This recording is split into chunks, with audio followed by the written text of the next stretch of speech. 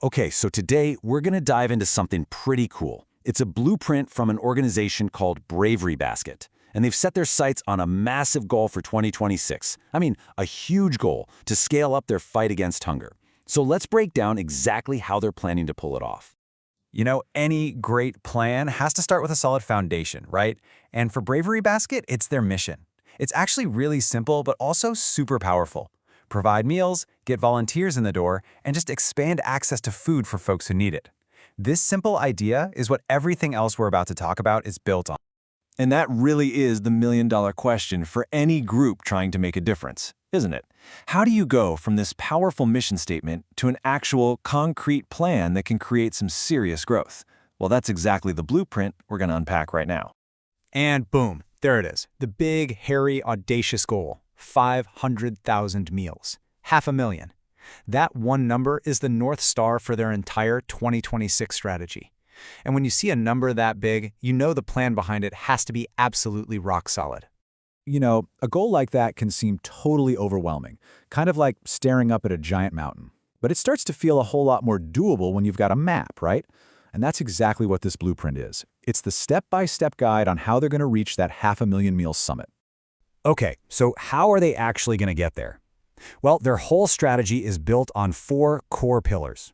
Think of it as the framework that's designed to make sure their growth isn't just huge, but also sustainable for the long run. And here are the big 4. You've got impact, that's the meals themselves, the core of what they do. Then sustainability, you know, the money to keep the lights on. Infrastructure, the actual physical space to get it all done. And finally, engagement, the people, the community who make it all happen. Let's dive into each one of these. All right, first up, pillar number 1, impact.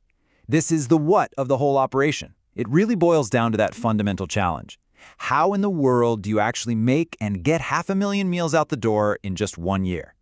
So their strategy for this is actually really smart. It's this awesome mix of consistency and big bursts of momentum. So instead of just doing one type of event, they're combining these huge, large-scale packing events every quarter with smaller but super steady monthly backing days. And why is this so smart? Well, it keeps a constant flow of meals going out, and it prevents that classic volunteer burnout you get from running at 110% all the time. Okay, on to pillar number 2, sustainability. I mean, let's be real. Passion and volunteers are absolutely crucial, but a mission this huge needs a really solid financial engine to keep all the gears turning. You gotta have the funding. And just like their meal goal, their funding goal is super specific and measurable. They're aiming to get 15 recurring monthly business sponsors. And that word recurring is everything here. This isn't about just chasing one-off donations. Nope, it's about building a predictable, reliable stream of income so they can actually plan for the long haul. And this right here is a really critical shift in how they're thinking. They're not just going out with their hands out asking for a donation. They're offering a true partnership. They've set up these really clear sponsorship levels, and for that, businesses get real, tangible benefits. We're talking recognition, impact reports, even volunteer days for their own teams. It's a win-win. All right, pillar number 3 is infrastructure. And this is just the practical side of things, right? It's great to pack 500,000 meals, but where are you going to put them? You have to store them, you have to distribute them, and that means they need to seriously expand their physical space. And the way they're going about this is honestly brilliant. Instead of trying to fund some massive, super expensive renovation all at once, they're doing what they call incremental expansion. So they'll just add more shelves, more refrigeration, month by month, as the donations and the meals come in. It's a really lean, smart, and just financially responsible way to grow. And that brings us to the final pillar, and you could argue it's the most important one of all, engagement. Because at the end of the day, this whole plan, it's not powered by money, it's not powered by fancy equipment, it's powered by people. It's all about the volunteers who show up and give their time. So the secret sauce here is moving beyond just those one-and-done volunteer days. The real goal is to build these lasting relationships with schools, churches, and local clubs, you name it. They're creating what they call anchor groups, basically teams that commit to showing up and packing on a regular basis. What this does is create this amazing, reliable pipeline of help, which is way more effective than constantly trying to find new people. So, okay, those are the 4 pillars: impact, sustainability, infrastructure, and engagement. But we all know a plan is just a piece of paper without execution, right? So let's look at the actual roadmap they've laid out to make sure they stay on track all year long. And you can really see here how all those pillars start to work together. Look at Q1. It's all about laying the groundwork, right? Getting those first sponsors, building out the basic pantry space. That foundation then lets them build momentum in Q2, where they're aiming to hit the halfway mark on meals. Q3 is all about scaling up, hitting that 15 sponsor goal, and then Q4 is about bringing it all home, hitting that 500,000 meal number and, importantly, reporting back on their impact. It all just flows together.